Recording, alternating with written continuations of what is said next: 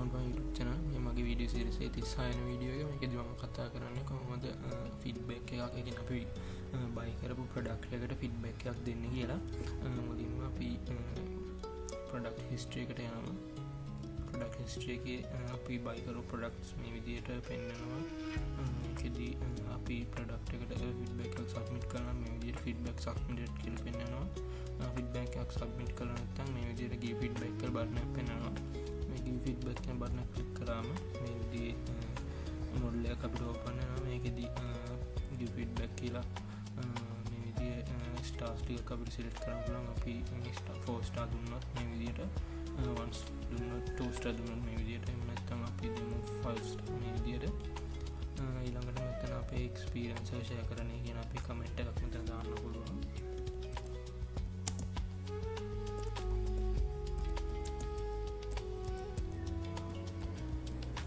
ඊළඟට මෙතන submit button එක ක්ලික් කරාම thank you for your feedback කියලා මේ විදිහට ටැග් කරනවා.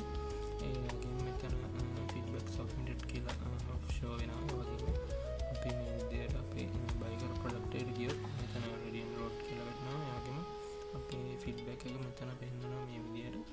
අපි බලමු මේක back end එක මොනවා වගේද කියලා. මුලින්ම මම buy dashboard එකේ අපේ design එක හදාගත්තු තැන මේ විදිහට මම data ටික දාගෙන තියෙනවා. එතන මම අපේ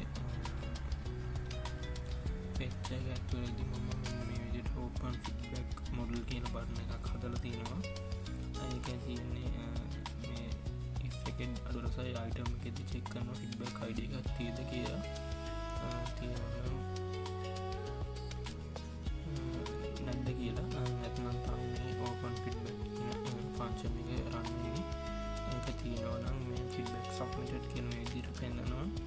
ඒක ගන්න dollar item කියන්නේ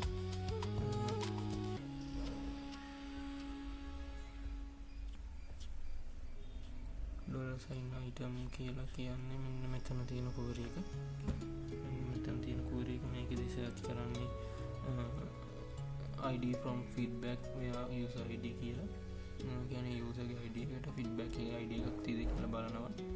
බලලා ඒකේ තියෙන data ටික මෙන්න මේ විදිහට dollar item කියන එකට fetch එක ඇතුලෙන් assign කරලා තියෙන්නේ. ඊළඟට feedback model එක ගත්තොත් මෙන්න මේ විදිහේ design එකක් තියෙන්නේ. ඒකම overlay එකක් දාගෙන තියෙනවා. ඒ overlay එකට මම close feedback model කියලා function එකක් දාගෙන තියෙනවා. ඊළඟට මෙතන submit එකේ submit feedback කියලා event එකත් එක්ක function එකක් call කරලා තියෙනවා. ඊළඟට මෙතන set rating කියලා function එකක් call කරලා තියෙනවා. අපි rating set කරන්න. ඊළඟට මෙතන close feedback model කියලා cancel button set කරලා තියෙනවා. ඒ වගේම submit button type එක submit දීලා submit function එක run කරගෙන තියෙනවා. මේ තියෙන set rating function එක තියෙන්නේ open feedback model කියන function එක. මේ sync function එක මම දාගෙන තියෙනවා අපේ submit feedback කියන function එකට. ඒකෙදි මම මගේ process එක කරගෙන save feedback කියන page file එකේ මම post හරහා තමයි body එකට bind කරලා මේ data ටික pass කරලා තියෙන්නේ. ඊළඟට මෙතන මම data.success නම් කියන JSON විදිහට යවපු නිසා data.success නම් alert එකක් දාගෙන තියෙනවා.